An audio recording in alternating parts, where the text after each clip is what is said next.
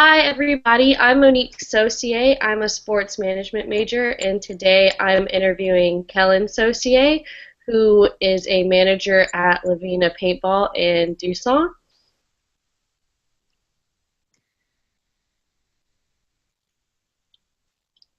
That's you. Mm. To say hey.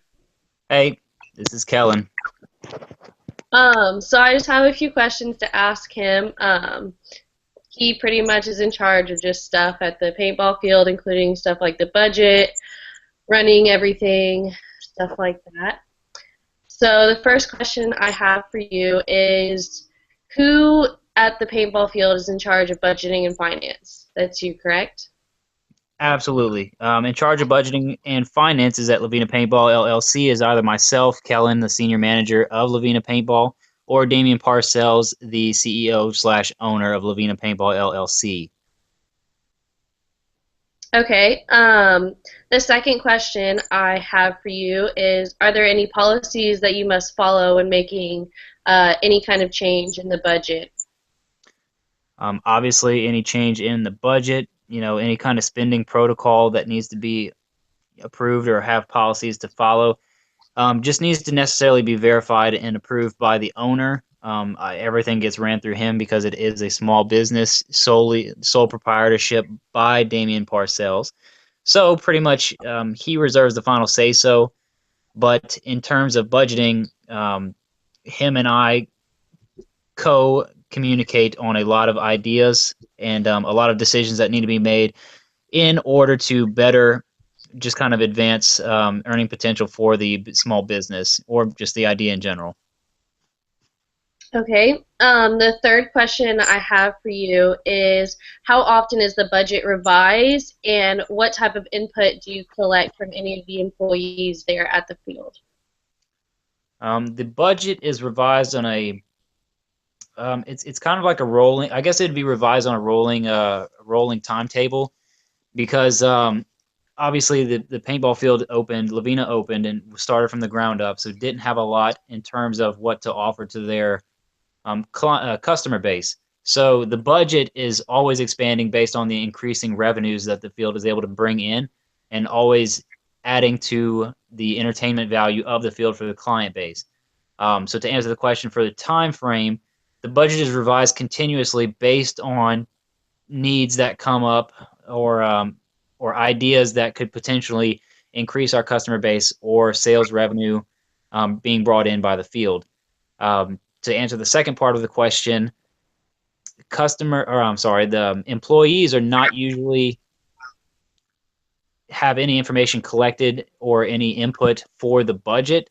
The sole purpose probably that the employees serve that could be correlated to the budget is we will conference with them from time to time or just ask their opinions about new ideas or what they're hearing from the customer base as to what the customer base desires to move the field, the brand, and the field and the entertainment value in the right direction to where we're better meeting our customers' needs. That would probably be the only avenue of information that we're collecting from our employees. And it would just be strictly just because they're the first line of engagement with the customer base. And so they're probably, if not just getting a word of mouth straight from the customer base, they are the first line of interaction. So that's probably the most valuable information that we could definitively correlate and integrate with the decisions being made um, for a budget reasons. Okay. Um, the where am I? Oh, okay. The fourth question is do all of the employees have access to the budget? Why or why not? No, the employees do not have any access to the budget whatsoever. The reason being for that is because, in terms of financial matters, it's best to keep a budget in terms of people who have a vested interest or the difference between stakeholders or shareholders. So usually stakeholders, have everything, something involved in the business, but in this case, shareholders, or since it's a sole proprietorship, Damien and his family are the ones that are strictly, you know, involved or directly affected by that, whereas employees are just collecting a paycheck. So there's no reason to include them in any kind of budget decisions because they're not directly affected by. I mean, their stake in the business is not directly affected by budgetary decisions being made going forward. As long as they are still earning their same wage that is being paid to them, and or possibly a promotion, usually that does not. There's no input from the employee's standpoint other than, like I stated previously, collecting ideas from them on what best to work into the budget going forward. But that decision is ultimately made between the shareholders. Damien pretty much solely, and then conferencing with myself and or a few other team leaders that have shares in the field. Okay. Going on to my fifth question, which would be, how are budget figures derived from year to year or season to season? Repeat the question just one more time. How are budget figures derived from year to year? How's the budget derived from year to year? The budget is formulated on a year-to-year basis based on sales projections on a monthly average. So obviously there is a season, a better season, a high season and a low season for the paintball industry. So the budget, like I said before, is a rolling budget that is implemented on probably a month-to-month basis based on the needs of the field. So like I said, it's derived from the average sales volume and revenue that the field is bringing in based on years prior.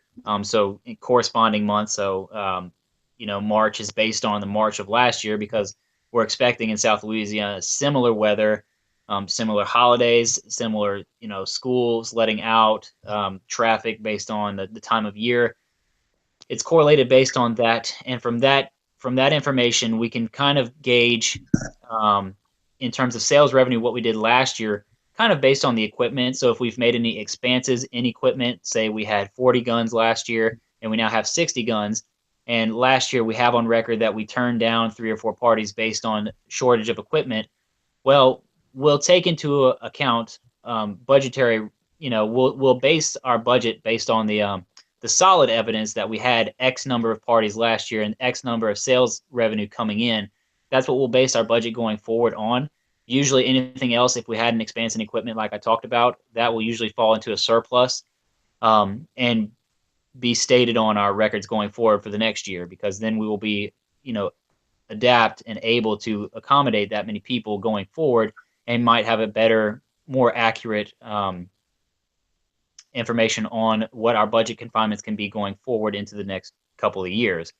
Therefore, say in March, for example, we could make what we're going to do, field expanses, different kind of maintenance issues, payroll, based on the budget calculations that we made off of the years prior, and anything that is surplus will fall into an account that we will budget going forward that may fall into more of a capital gains, more property gains, something that is not planned in the budget when we set it out. Something that could potentially increase our sales revenue or customer base tenfold or have a more positive long-term effect versus the budget is usually for the short term in order to meet expenses, just to meet your credits and your debits of a month-to-month basis. That's usually what we're budgeting for in the short term. And then usually the surplus is always allotted to long-term improvements or investments. Okay. What are the 3 most important facets associated with budget process? Well, the first and foremost important facet of a budget process is accurate information regarding your sales revenue or net income. That is the first and foremost important part of the budgeting process, because you need to know how much money you're bringing in on a month-to-month basis, or if possible, a week-to-week basis, because then you can accurately forecast what you're going to do for the month and possibly the year. And you can calculate down to a couple $10 of where you want to be and what you're going to be doing, and what you expect to have as that a return from that. The second most important part or facet of the budgeting process is your expenses. So obviously, in any basic accounting class, you're going to have your incomes and your outcomes. Those are the first two more important parts. And the third most important part is kind of like what I've referenced to previously is long-term investments or long-term growth or value, brand expansion, anything of that nature. That's the third part is that, after we handle the incomes and outcomes of a month-to-month budget or a yearly budget, then whatever we have surplus or left over, or if we have enough to work it into the budget, we need to be looking at long-term growth, how to take the business or revenue to that next level long term. You make sure that we're always planning to have the business sustain itself. Okay, cool. Um, Seventh question would be ultimately who here at the paintball field is accountable for the budget process?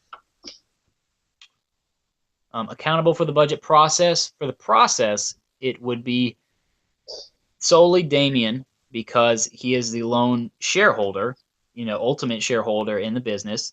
Um, is in terms of information regarding the budgeting process, myself and a few others that have, either contributed or have equity in the business, um, are part of that process. But ultimately, as a sole proprietorship, the owner is the one that final say so as terms of processes or decision making regarding any kind of budgeting, I guess, on a month to month basis. Gotcha. And I know you had said that earlier in the interview as well. And my last question is, what kind of technology do y'all use around the paintball field and associated with budgeting? Associated with the technology that we use is pretty, I guess, I can't recall the program, but it's a point of sale system on an iPad or using Square through an iPhone to just track in revenues. All of that data is uploaded to a database, and then obviously from there, it's a real simple system. Probably just QuickBooks. QuickBooks would be the most simplest program that we use just to keep track of expenditures and revenues. Other than that, everything is done by hand. Unfortunately, that's probably an area that we could expand in as terms of inventory and different kinds of party bookings and whatnot. Usually, it's all been done by hand. I know that just recently we have used our domain and our website to start doing party bookings, so that is digitalized. Another area that we have been doing by hand, but up until now, most of the budgeting stuff has been done by hand. Simply what you could do with the checkbook as far as balancing, what's coming in and what's going out in terms of expenses. And like I said before, everything that's surplus is just rolled into a separate account and is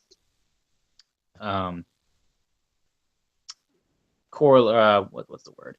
Brought into the budget at some point in time in the future, like in probably in the next few months, because you always have to, in case anything goes wrong, like weather. There's definitely down South Louisiana, you can't really predict for weather. But in terms of technology, again, there's not much going on in terms of the budgeting process. It is really simple. There's not a whole lot of moving parts with it just being a small business with it's just a paintball field. So what we offer is paintball. It's pretty easy to track. There's not really a need to bring in a lot of technology because at this point in time that would just be another added expense. Whereas keeping everything on track by hand or manually is not costing us a lot of money at this time. Obviously, if there's greater expanses in the future, then probably implementing more technology would be of more importance to us in the future. All right. Well, thank you so much for answering my questions and spending some time with me. You're very welcome, Monique. Bye.